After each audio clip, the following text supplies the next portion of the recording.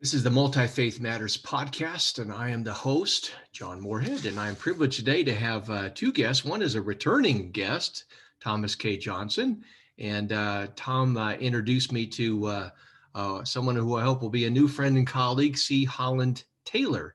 And these gentlemen are here today. They work together on the Humanitarian Islam / WEA World Evangelical Alliance Joint Working Group, and they're going to be discussing the new book, the forthcoming book, God Needs No Defense, Reimagining Muslim-Christian Relations in the 21st Century. And it is a fantastic volume. I would like to begin with you gentlemen sharing a little bit about your work, what you're doing right now, and how you came together on this project. Tom, why don't we start with you?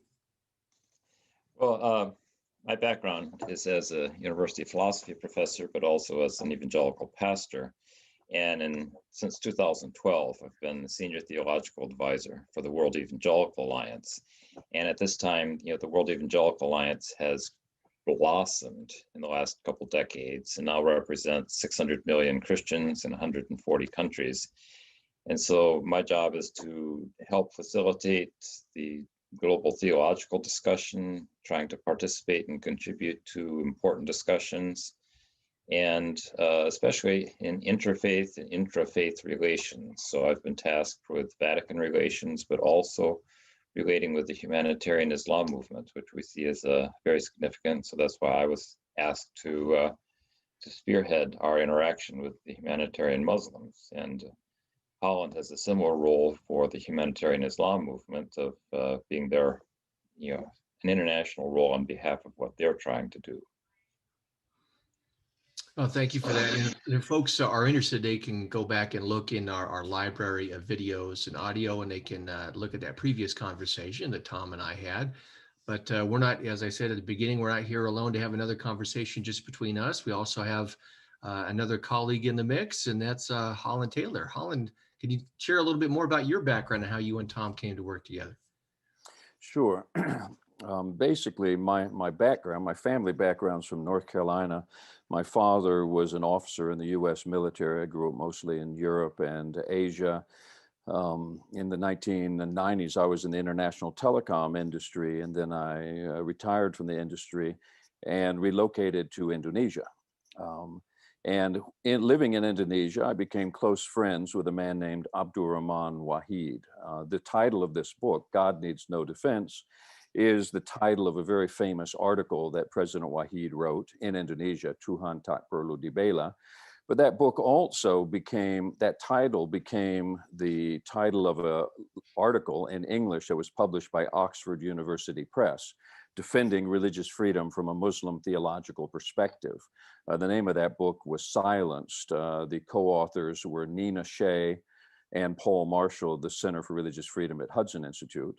And President Wahid, I call him President Wahid, from 1984 to 1999, he was the chairman of Nahdlatul Ulama. It's the world's largest Muslim organization with approximately 90 million followers, with about 21,000 religious boarding schools, Islamic boarding schools. And in 1999, when he was president of Indonesia, he played a key role in Indonesia's successful transition from a military dictatorship, authoritarian rule, to become what's arguably the most successful democracy in the Muslim world. And he was elected Indonesia's first democratically elected president in 1999. And he and I became personal friends after the 9/11 attack, after the first Bali bombing attack. We decided to establish an organization called LibForAll, as in Liberty for All Foundation, incorporated in North Carolina, but operational worldwide, in order to use the strategies that were employed by his ancestors hundreds of years ago to marginalize and discredit Islamist extremism in Indonesia. And that organization was very successful in many ways. And when President Wahid died in 2009, because he was such a major world historic figure, I had developed relationships during his lifetime with the top leadership of Nahdlatul Ulama, and have continued to the present day to work with the top spiritual leaders of this organization, Nahdlatul Ulama. In 2017, we adopted the rubric, the idea of humanitarian Islam, to promote the dominant understanding of practice of Islam from the perspective of Nahdlatul Ulama, which is Islam as Rahmah, Islam as universal love and compassion, as opposed to the kind of Islam you see on the ground with ISIS or Al-Qaeda or Boko Haram. Now, how long have you two been working together on this working group? Well, we first got into extensive contact a little over 2 years ago. Perhaps you recall there was the bombing of some churches in Sri Lanka on Easter of 2019.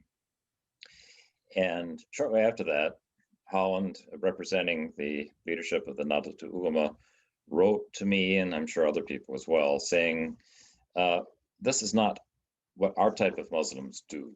This does not represent us. And he indicated they wanted a much higher level of interaction with Christians, and seeing of my role in the World Evangelical Alliance, that was a good choice. And I immediately, after he wrote, contacted the leadership of the WEA, and they said, immediately, this is important. Let some other things wait. Spend your time and working on this. So since the spring of 2019, I started working on this. That meant a lot of research initially. But then Holland and I started writing back and forth extensively. I think had some calls. And then later in 2019, we met in person. And toward the end of 2019, I guess it was probably November, we had a large meeting in Jakarta. Had, I think, 7 or 8 people from the World Evangelical Alliance who went to their offices in Jakarta. They had a team there. Holland and Pak Yaya were leading that team. We spent a whole day mostly talking and decided we had to put together a joint working group to work on this further, that there was a lot to do. And so this book is the first major publication jointly. We've had some things we've written prior to this, but this book is the first major publication from our joint working group. And I'm leading the Christian side of the joint working group, and Holland is leading the Muslim side of the joint working group. Anything to add to that, Holland? Does that pretty much summarize? That's an accurate description of what happened. And we were just happy when the WEA, they had their annual assembly or their general assembly in Bogor, Indonesia, outside of Jakarta. And then we were very pleased when Tom Johnson, when Thomas Schirrmacher, at the time, I think he was the head of the Theological Commission and a Deputy Secretary General. Last February, Thomas was appointed as Secretary General and CEO of the World Evangelical Alliance. And so this was very good timing from as far as we were concerned. And Thomas Schirrmacher, has indicated that as he moved into the office of Secretary General of the WEA, he, as a co-founder and helping to establish the joint working group between Humanitarian Islam and WEA, he's bringing this agenda right into the executive offices of WEA. And from our point of view, this is a very welcome development, because we feel that the world is facing multiple crises, not just one, multiple crises. And it's very important that we find ways to work together to address these crises. And we feel that the WEA and its leadership are very sincere and effective partners in this endeavor. Well, this book, as you know, is a Festschrift in honor of Schirrmacher. For those who are watching and listening who aren't familiar with him, can you gentlemen talk about his background, his work, and why this book is intended to honor him? Well, maybe I should. I've worked with him closely for 18 years. We've known each other for more than 20 years. Thomas Schirrmacher is German, but he's been international from his childhood. When he was a kid, his parents were widely involved in various evangelical mission activities. And as he tells it, one of the shaping events for him is his parents were in Scotland, and he was along as a little boy. and somehow when their ferry was leaving, he got left behind as a little boy, and a very poor family in Scotland took him in. I'm sure they contacted the police, took care of him until his parents got all the way back to find him. He's had this kind of incredibly international life. And he's the only person I know with 4 earned doctorates, 2 American doctorates, and 2 European doctorates. And again, that sort of indicates his background. As a German, one of his doctorates is Dutch and one is German. And he's been known as one of the most prominent thinkers on religious freedom for a couple decades. He's an extensive writer.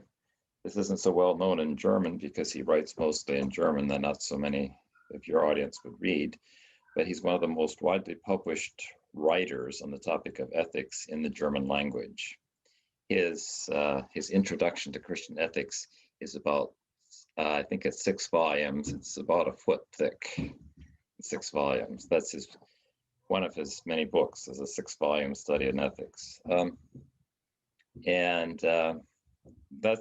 Schirrmacher has been involved in the World Evangelical Alliance for a long time. It's been part of his career trajectory, while he was also a founder of a seminary, Martin Bucer Seminary, and the founder of a major humanitarian aid organization in Germany called Giving Hands, or in German, Gebende Hände.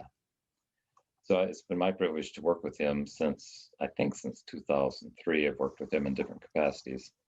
But he's German, so he's much more well known in Europe than in North America. Well, hopefully through conversations like this, North Americans can become more familiar with him. Holland, what was it about his work that you gentlemen, I've worked together as a co-editor before, and I know it's navigating, having conversations, coming to agreement about content. What was it about Schirrmacher's work and background and approach that led you as a co-editor want to include his name as a Festschrift on the cover of the book? Well, we feel that Thomas Schirrmacher is a major figure. As I would echo everything Tom has said. Tom has known Thomas Schirrmacher much longer than we have, but we noticed very early on that he was a decisive individual, and he was an individual not afraid of taking responsibility. And he also struck us as an individual who acts on principle. And now, being a German, being an academic, being a theologian, creating this book, which is a historic first, really. People don't generally think of Muslims and evangelicals working very closely together, especially working closely together, acknowledging their theological differences and acknowledging certain ethnic commonalities, and then acknowledging problems that exist. You see, we basically operate, our joint working group operates based on the principles of honesty and transparency. And this comes from the top down, from the side of the World Evangelical Alliance, from Thomas Schirrmacher, from Tom Johnson, also comes from the top down on the side of Nahdlatul Ulama and the Humanitarian Islam movement. And so when we were creating the first volume that we would produce together, we thought that it would be appropriate to bring forward some of the best thinking that's been produced in the 100-year history of Nahdlatul Ulama. Nahdlatul Ulama was founded in 1926. It's almost 100 years old. Your listeners and viewers may be interested to know that Nahdlatul Ulama, NU, was founded in direct response to the Wahhabi, that is the Saudi extremist conquest of Mecca and Medina in 1925. The religious leaders in Indonesia, Islamic leaders, realized the consequences of this. America was much later to realize the consequences, but the attack on the World Trade Center was one of the consequences of the Saudis conquering Mecca in 1925 and 26. Of the 19 hijackers, they were virtually all Wahhabis. They were all Muslim extremists. ISIS as an organization is a Wahhabi organization, ISIS, Islamic State, Al-Qaeda, Boko Haram, all of these movements that are terrorist movements within Islam, which are employing what we call obsolete and probably systematic tenets of Islamic orthodoxy within a context of a world which has changed clearly. They're all operating within a certain framework, which Nahdlatul Ulama was created 100 years ago to create a barrier to prevent the entry of those ideas into what was then the Dutch East Indies. Nahdlatul Ulama played a key role in Indonesia's establishment as a multi-religious and pluralistic nation state, not as an Islamic state in 1945. Nahdlatul Ulama defeated the Dutch when they tried to come back after World War II to rule Indonesia. Nahdlatul Ulama defeated an Islamic State guerrilla movement from 1949 to 1962, together with the Indonesian government that sought to turn Indonesia into an Islamic state. So Nahdlatul Ulama has a long history of opposing religious extremism within Islam itself. And so when we looked at publishing a work together with a joint publication with the World Evangelical Alliance, where the thoughts of some of the top figures within Nahdlatul Ulama over the past 100 years would be brought to bear alongside texts with figures from the World Evangelical Alliance, we thought what could be more appropriate than dedicating this volume to Thomas Schirrmacher as a Festschrift in honor of his vision for the future of cooperation between Muslims and Christians, to hopefully bring about a world in the 21st century where there's freedom of conscience for all. Well, can you gentlemen talk about the structure and contents of the book? It's got an introduction and it's got 3 main sections with a number of contributors. What can readers look forward to in this volume? Who would you like to take that, Tom? Well, what you can look for in it, I'll talk about what I see that our Muslim colleagues have contributed. You've got some of the seminal texts of the development of the Nahdlatul Ulama, and which now they present publicly as Humanitarian Islam, but you've got some of their key texts there that go back all the way to the 1920s, but come up through the beginning of the 21st century. And you also have a summary statement of one of their recent primary documents. So you've got in that one volume, from the primary sources, the major ideas that constitute humanitarian Islam as opposed to Islamic extremism. And so you can read those sources and you get it directly from them, what they believe, what they have to say that is so different from ISIS or Al-Qaeda or Boko Haram or any of the other extremist groups.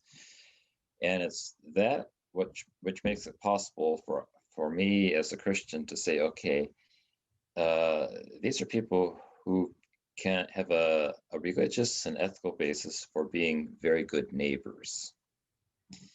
And that's extremely important in our time, that we talk about, okay, are these people whom I can trust to be good neighbors based on what they are saying, what they are writing, their principles that they are following? Can I trust them? So that's why I like these documents, the Muslim documents, because it explains their foundations for life. It doesn't tell me so much about how they pray or how they celebrate Ramadan.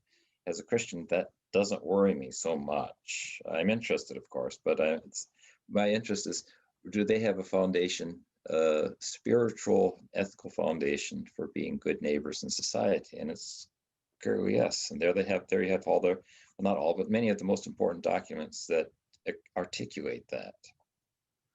Holland, what would you add to that?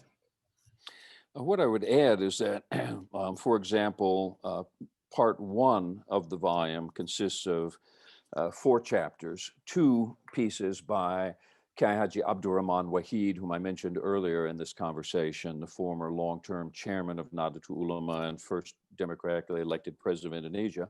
One is titled God Needs No Defense. And as I said, it's a theological defense from a Muslim point of view of freedom of worship. This is world historic. Then that is paired side by side with an essay by Tom Johnson, The Ethical Case for Cooperation Between Protestants and Humanitarian Muslims. And so, and that's Tom was alluding to that in his comments just now. The third article, third essay in the part one is called Rahmah, Universal Love and Compassion. It's by President Wahid. It's actually published for the first time in this volume. He wrote it before he died in 2009, but we've never published it before. We actually made the decision in this Festschrift in honor of Thomas Schirrmacher to publish that essay for the first time. It's a very significant essay, and it explains what the Nahdlatul Ulama regards as the primary message of Islam. People act based on their beliefs, their belief systems. Al-Qaeda has a certain understanding of Islam that leads to their behavior. Nahdlatul Ulama believes that the primary message of Islam is universal love and compassion, which should not just be confined to one's fellow Muslims, but to all human beings, to all creatures, to all of creation. Because their concept of God is that God is by nature full, infinite love and compassion. So if one is, in fact, a servant of God and devoted to God, then how could one do anything else than be a conduit for God's love and compassion to others? And so when we look at the face, some people have referred to Indonesian Islam or Nahdlatul Ulama as the smiling face of Islam. As opposed to, we have a good friend who is Egyptian, a famous Quranic scholar from Egypt, who used to talk about Indonesian Islam as the smiling face of Islam. And obviously ISIS is a terrifying, it's a terrifying face, but they both are different aspects of Islam. Just like I say in talking about the Catholic Church in the Middle Ages, if you were Jewish, your concept of Christianity would not be based on theology. It would be based on the Catholics that you met. And if you met St. Francis, who came and hugged you and wanted to wash your feet, this was a beautiful experience of Christianity. But if you met the Grand Inquisitor, this was a totally different experience. The same reality is true of Islam today. Depending on what Muslim you meet and where, under what circumstances, you might have a horrific experience or you might have a beautiful experience. So this first section, part one of the book, lays out from Tom Johnson 2 essays, and then they're paired with 2 essays by President Wahid. And I should mention that President Wahid, both of his grandparents were co-founders, his paternal and paternal grandparents were co-founders of Nahdlatul Ulama in 1926. And they were successfully the chairman of the Supreme Council of Nahdlatul Ulama from its founding in 1926 until the death of his maternal grandfather in about 1977 or so. So this President Wahid is part of, you could say, a blue blood of Javanese nobility. Brett Stevens, who was formerly a foreign columnist with the Wall Street Journal, in a Wall Street Journal article, profile interview with President Wahid when he was still alive, titled that weekend interview in the Wall Street Journal, "The Last King of Java," because literally President Wahid's ancestors were the last Hindu Buddhist kings of Java. And then he's also descended from the first Muslim Sultan of Java. And these were different people, but it's a complex, you could just imagine in the complex interplay of history, how this could work itself out. But this is a world historical figure. And the first part of the book allows readers to look and see the similarities between the views of WEA theologians as expressed by Tom Johnson, Reverend Johnson, and the Nahdlatul Ulama and Humanitarian Islam. So I would just speak there and leave it there about part one of the book. If you want to discuss part 2 or part 3, be happy to go there as well. Yeah, I would like to, I think listeners would like to, and viewers to hear a little bit more about part 1. Sounds amazing, and I'm sure part 2 and 3 as well. What could they expect in the second and third parts of the volume? Do you have anything you want to say about this first, Tom? Well, I'd say I felt like it was quite an honor that 2 of my essays would be in the same part of the book with essays by President Wahid. So I felt quite honored by that. So I should probably say thank you to Holland and his team for including my essays at that point. As we've worked on this, we've interacted extensively. What do we include? This essay, that, this, that, back and forth. Sometimes saying yes to this and no to that, and over quite a number of emails. But I felt really honored that 2 of my essays were included by the decision of Holland and his team. So Thank you to him for what that. what I would say in that regard is that the Humanitarian Islam World Evangelical Alliance Joint Working Group would not exist if it wasn't for Tom Johnson. Tom first, as he mentioned, he responded to some communication, communicated with me, and really took the lead within the WEA, studied our work very, very extensively. And as you would rightly expect of a person who is an evangelical theologian, a minister, a professor, an intellectual, who is committed to his religious beliefs, he carefully vetted who we were. But this is a good thing, right? This is a good thing. And so we have the highest respect for Tom.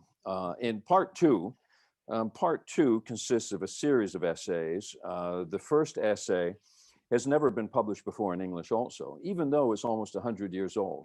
And it's the heart, the core of an address delivered by Kiai Haji Hashim Ashari, President Wahid's paternal grandfather, at the inaugural meeting of Nahdlatul Ulama in 1926.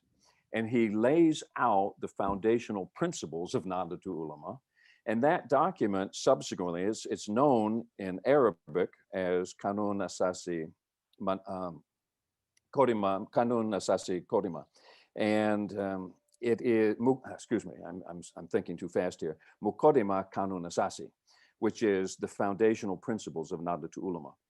And it is embedded within the Nahdlatul Ulama permanently as the foundational principles of the organization. So that today, just as much as in 1926, what's laid out in that document expresses the Nahdlatul Ulama view of reality and of social and religious responsibility. And I think your readers would be particularly interested in this because what he speaks to in that article is what happens to a society when it lacks unity. In 1926, in what's now Indonesia, what was then the Dutch East Indies, the Muslim community was faced with the spread of Wahhabism, with the spread of radical Islam. You can see in Yemen, the civil war in Yemen, how it's destroying Yemen. You can see how Syria was destroyed, how Iraq has been destroyed, how Libya has been destroyed, right? It's just an absolute disaster. Afghanistan destroyed, Pakistan destroyed by religious extremism, Islamist extremism. The founders of the Nahdlatul Ulama understood in 1926 how Islamist extremism would destroy a society. So in his foundational speech, he explained the consequences of lack of unity and lack of humility, lack of a profoundly humble and spiritual approach to religion, and how when people are weaponizing religion for political purposes, it can tear a society into pieces. And then, as he put it, any society which is turned against itself, as Lincoln said, any house divided against itself cannot long stand. So if your listeners to this podcast think about what's happening in America today, the polarization, if they were to read this article, they would see the founder of the Nahdlatul Ulama in 1926 analyzing precisely what is happening in America today, what's happening in much of Europe today, together with a prescription. But see, from our point of view, if we talk about a prescription, we're not saying that the prescription has to be Islam. That's why we're so interested in working with the WEA. The prescription is fundamental moral values. The prescription is humility. The prescription is building society together and coming together, not allowing self-interest and ego to tear people apart or ideology to tear people apart, but rather a sense of humility and service to others and to God. And so I think your readers would be very interested in this text. And interestingly enough, in the 100-year history of Nahdlatul Ulama, as far as we can tell, it's never been translated into English nor published in English. It's being published and in English translation for the first time in this Festschrift in honor of Thomas Schirrmacher. Do you have something, Tom? Yeah, if I could add to that. As a Christian, I'm very interested in what's the role of Christianity in a society, and is Christianity primarily a one combatant community in a society, Or is Christianity the source of ideas and principles and people who stand for something more than being one fighting group within a society? We make universal claims within Christianity that humans are made in the image of God, that humans are fallible and sinful. We also make universal claims about right and wrong, that certain things are right and wrong regardless of who we are or what religion we belong to. And so there's this universal component within Christianity that does not turn Christianity into one warring party. That's what I was looking for when I carefully investigated the documents of the Humanitarian Islam movement. That's also how they perceive Islam. It's not the ideology of one warring party, the way ISIS has made it. They've taken, within Islam, they focused on the universal themes. Now you see that in President Wahid, but you see that all the way back into their founding documents. You see that in their more recent documents of the last 5-6 years. They've produced a tremendous amount of literature in response to ISIS and Boko Haram. And you see that same kind of theme, focusing on the universal values that promote civilization's flourishing rather than self-destructing. See an emphasis on universal human dignity, not just the dignity of members of their own religion, but the dignity of all. And the fallibility of everyone, not just the fallibility of people of other religions, but their own. So they're going to be quite self-critical. So those are some of the themes that are very important to me here. One of the things that struck me emotionally when reading the introduction was the section where there's a description of humanitarian Muslims who are watching on television, acts of violence and murder and terror by ISIS. Last night I watched a documentary on a leader in Syria who had formerly been with Al-Qaeda, and then he was seen as a competitor for finances and the rights to commit violence. And so he left Al-Qaeda, now he's got his own group and he's still fighting in Syria against Assad. And it seems like all the players in that region are tapping into their vision of Islam. And they say they want to avoid becoming a dictator and a tyrant, but once they gain power, they end up using their religion as a tool for oppression. What was it when you saw those kinds of things on television? What is it that made you want to tap into the roots and the heart of your faith, Holland, to do the kinds of things you do in an expression of humanitarian Islam? And for those who are listening and viewing and maybe didn't see my prior conversation with Tom, tell us a little bit about humanitarian Islam as well. Okay. I was with the top leaders of Nahdlatul Ulama when we were all watching these videos. We actually were watching them together with a colleague of ours who's not Muslim, but a professor at the University of Vienna in Austria, with whom we had a joint partnership, Vienna Observatory for Research in Extremism and Terrorism. And these ethnic German, non-Muslim, but fluent in Arabic, fluent in Islamic studies, experts in Islamic studies. These are people who are experts in Al-Qaeda and ISIS execution videos, academic experts. Imagine that, right? Mm-hmm. I'm talking about every day, spending many hours a day studying the videos of the executions together with their theological justifications. So through our partnership, we came to study this as well.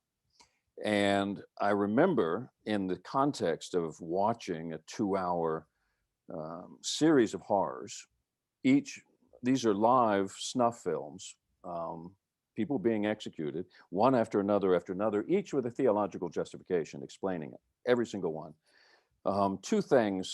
Several things stood out to us.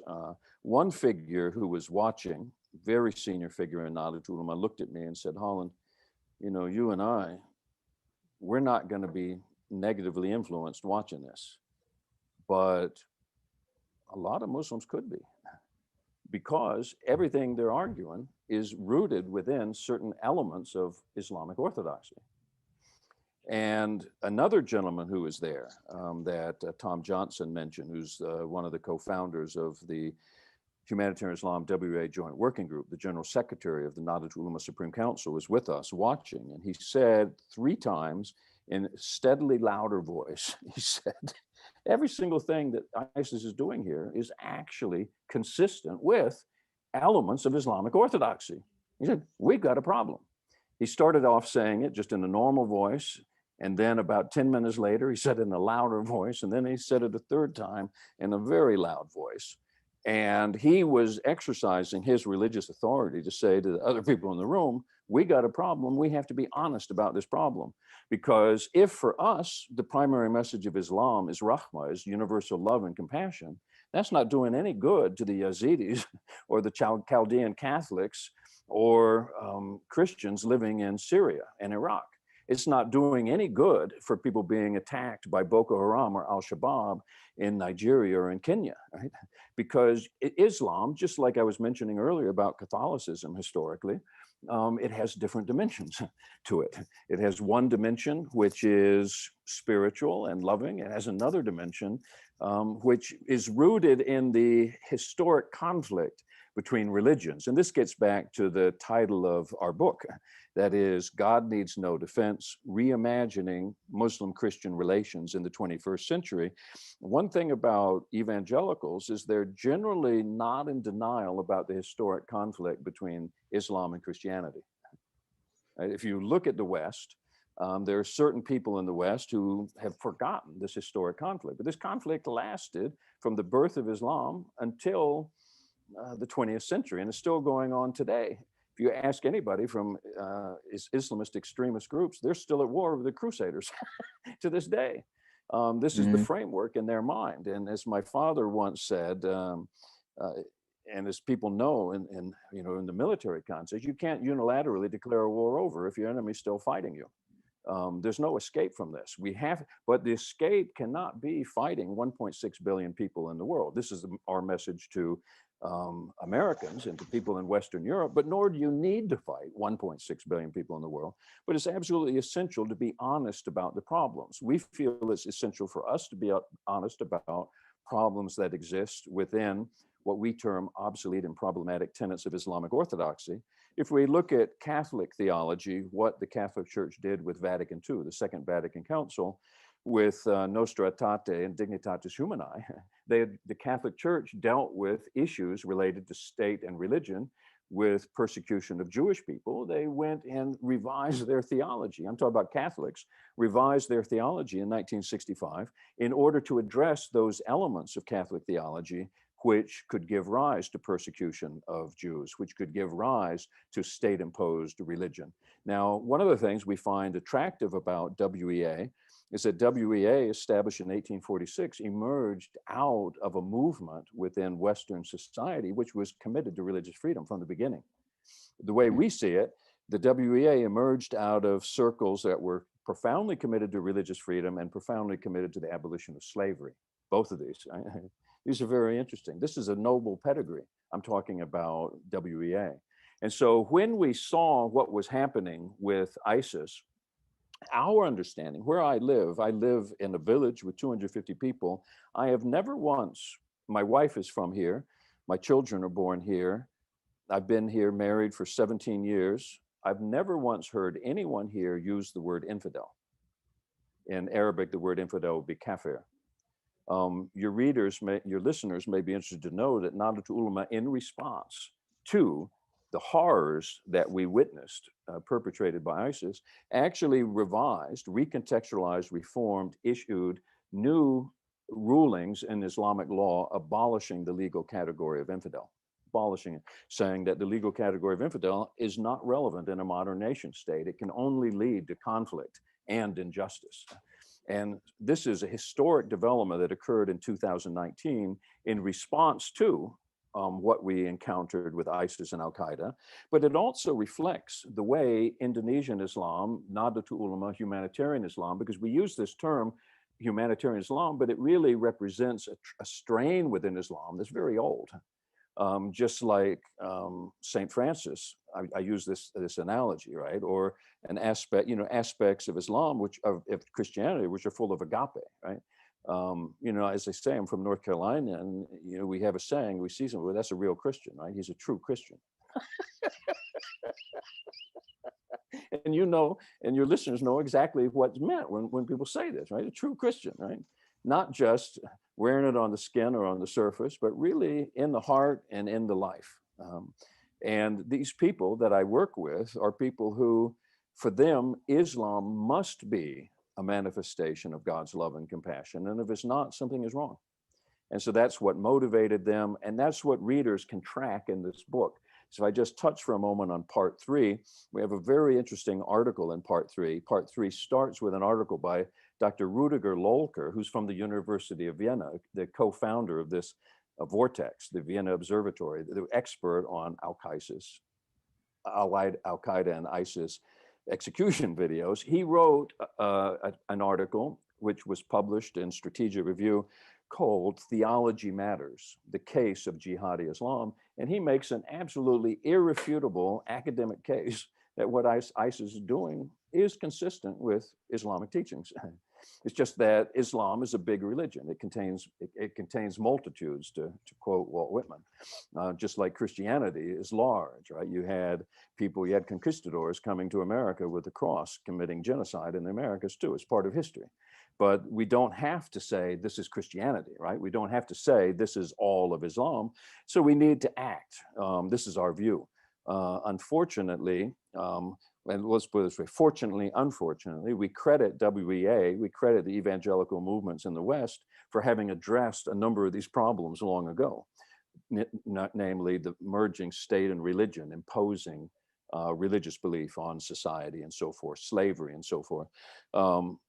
The evangelicals were ahead of the curve in terms of the Catholic Church and the Christian world, and also ahead of the curve in terms of the Middle East, but always here in the East Indies, in what's now Indonesia, there's always been a spiritual understanding of Islam which has predominated, because the indigenous people here, while they became Muslim, they refused to adopt as a dominant understanding and practice of Islam, a formal, militant, aggressive understanding of Islam. They actually, from 500 years ago, felt that that was inimical to their civilization and their culture, and they defeated it militarily 500 years ago, here in where I live, in Indonesia. Mm-hmm. So they see all of this as coming back again and again and again, because it's rooted within classical Islamic law, because classical Islamic law reflects the circumstances of the Muslim world in the Middle East at the time of the Crusades, at the time of Byzantium, at the time of the Siege of Vienna. That was just the reality of conflict. But from our point of view, if that's where we want to go in a world full of nuclear weapons and a globalized economy, the first thing that's going to happen is the Muslim world wanting to challenge America, China, and Russia, which are nuclear armed. Where is that going to leave the Muslim world? Secondly, where is that going to leave humanity? And third, where is the world going to be if you have an ongoing conflict between 1.6 billion Muslims and the rest of the world? It's not going to be possible for us, all of us as human beings, to enjoy the benefits, the appropriate, what we would call the appropriate benefits of a globalized economy, which has brought greater wealth and material welfare to the world than any former system of economy prior to the 20th century, right? There's obviously a changed world today, and we don't see it being in the interests of Muslims to be in conflict with the rest of the world. We think it's important that Islam and Muslim theologians and the Muslim population in general think, how can we recontextualize Islamic teachings so as to facilitate Muslims living and cooperating, coexisting with people of other faiths, and respecting the equal rights and dignity of all human beings, whether they are Muslim or non-Muslim, whether they live in the Muslim majority world or they live elsewhere. And that's really what this book, readers can trace these thought processes over a prolonged period of time within the Nahdlatul Ulama, and now in cooperation with the WEA. And because our partnership with the World Evangelical Alliance, the evangelical community is a powerful community. Right? It's a powerful community. Nahdlatul Ulama is a powerful entity, but civilization's built on the division of labor and complementary skill sets. And the WEA and the evangelical community can go places and exert influence where we cannot. Likewise, we can do the same. We can go places and exert influence where evangelical Christians cannot. But if we have a common agenda and a common set of values, a common understanding of what type of structure is necessary for a harmonious coexistence in the 21st century, then we can support one another and strive together to achieve that objective. And this book is an expression of that joint striving.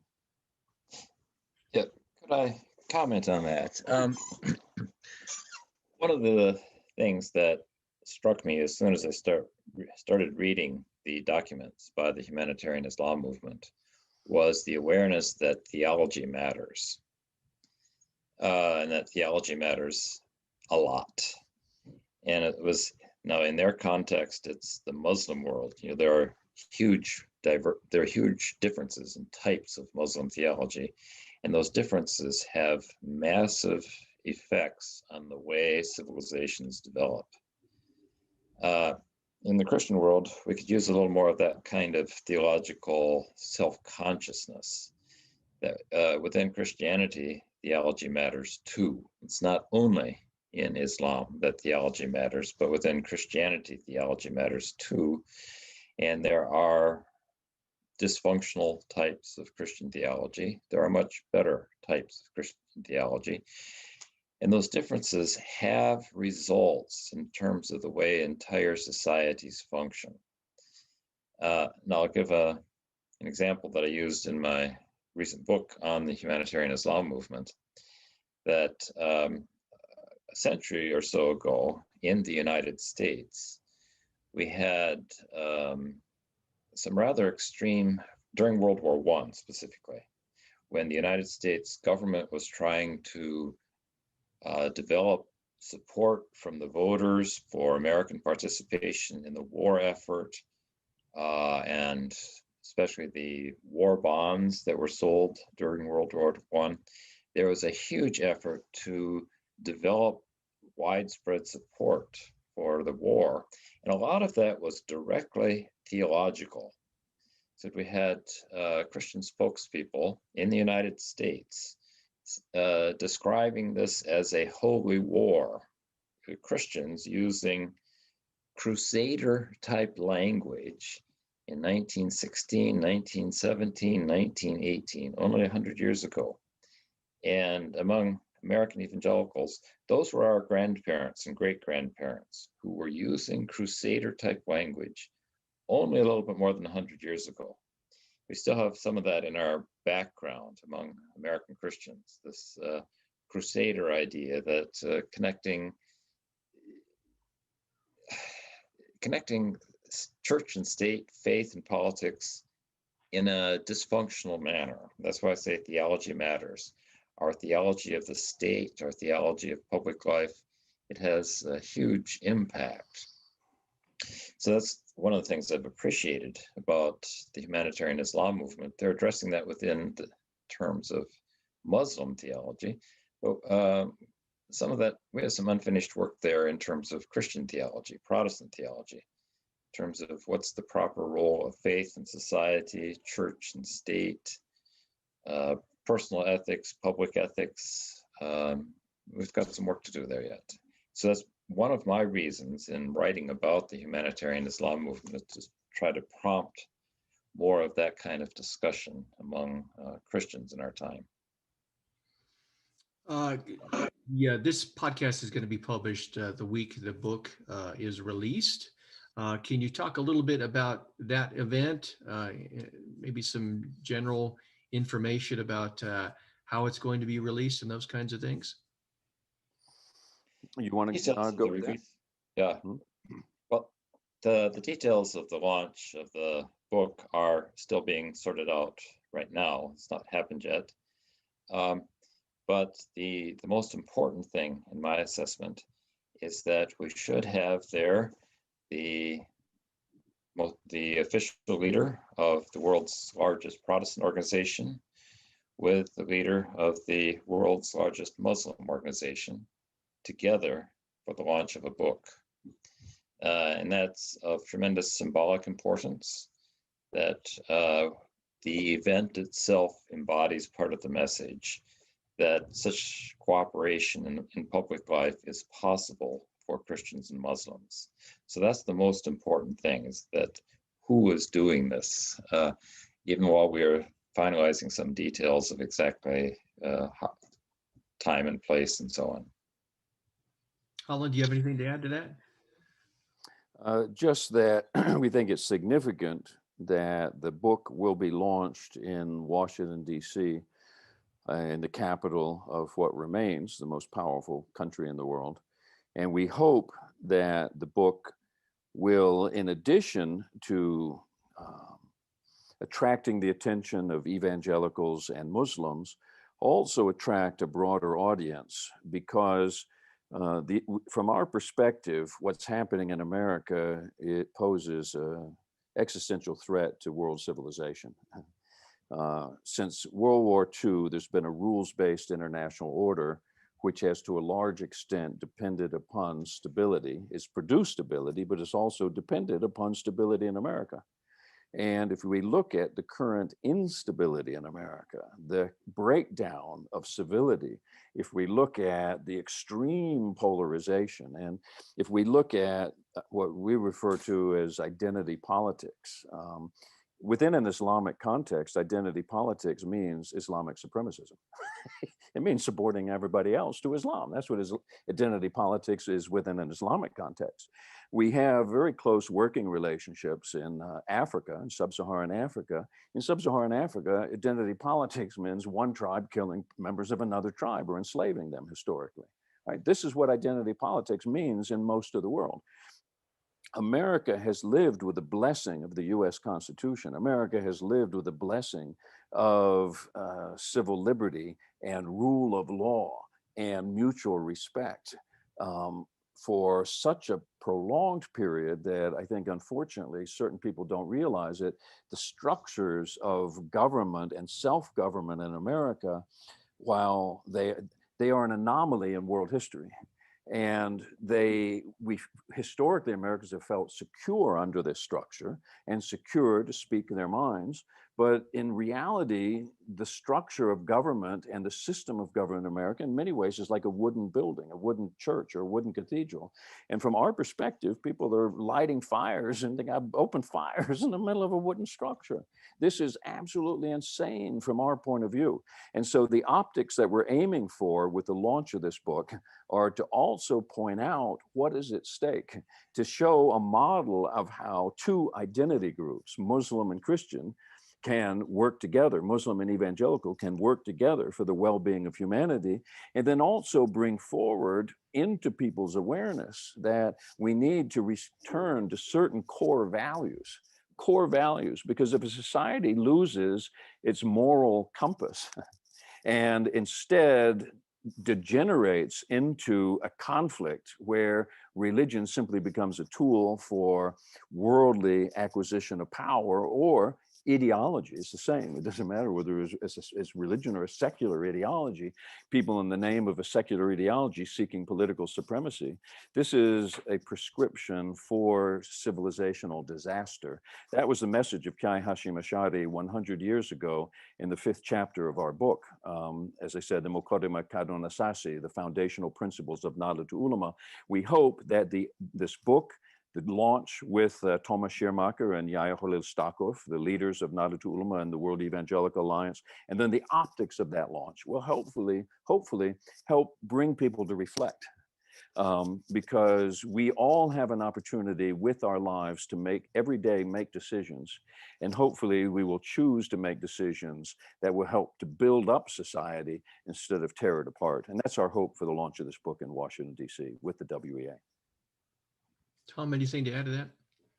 Yeah, it's interesting. I find it profoundly interesting that here we have the two of the most important religious leaders in the world, evangelical and a Muslim, neither of whom are Americans. coming together in Washington, D.C. to launch a book. That's because what happens on the borderline between religion and politics in the United States affects the whole world. So Thomas Schirrmacher, representing the World Evangelical Alliance and the probably well over 600 million evangelical Christians in the world, he knows that what happens in America affects those 600 million Christians around the world. Pak Yahya Stokov from Indonesia knows, representing not only the Indonesian Muslims, but having a responsibility for a lot of other Muslims globally, probably many millions of other people who follow his leadership. He knows he's coming to Washington for this book because he knows that what happens in the relationship between religion and politics in America affects probably hundreds of millions of Muslims around the world. It's not just people in Indonesia, not just people in America. So that's why we have I think all of us in this conversation happen to be Americans. We have a tremendous responsibility for the relationship between religion and public life in America, because that shapes a whole lot of what goes on globally. Once the book is published, how can interested readers secure a copy? There will be multiple ways. We are planning to make the book available as a free PDF for download on some of our websites. In fact, as we've been editing the book, our technical people have been developing a print version, a PDF download version, and a version for Kindle and some more electronic book versions. So there are multiple texts. The content is the same, it's just the technical details of the computer files. So it will be available in multiple ways, but the easiest way for people to get a copy will be to download it from one of our websites. And if you wish, we could send you one of those copies to put on your website as well. Yeah, that would be fantastic. I'd love to make it available. Holland, did you have anything to add to distribution within your circle? Yeah, we will do the same, and then we will we'll also make it available on our websites, and then there's a print version which will be available through Amazon if people want a physical copy. But as Tom said, the WEA is going to be publicizing, making it available. Nahdlatul Ulama and the Humanitarian Islam movement will do the same. And then, for example, when you put this interview up online, you could post an image of the book and enable people to download it for free if they're interested in reading the book after they've watched this video.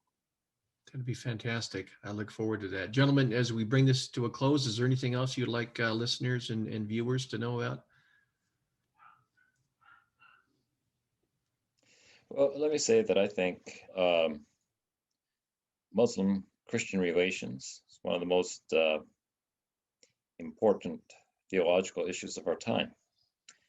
And it's because we're dealing with the issue, can we identify universal standards, universal values by which societies can live together in a constructive manner rather than in a destructive manner. So I think that Muslim-Christian relations are one of the most important issues of our time for a particular set of reasons having to do with the foundations for life together in society.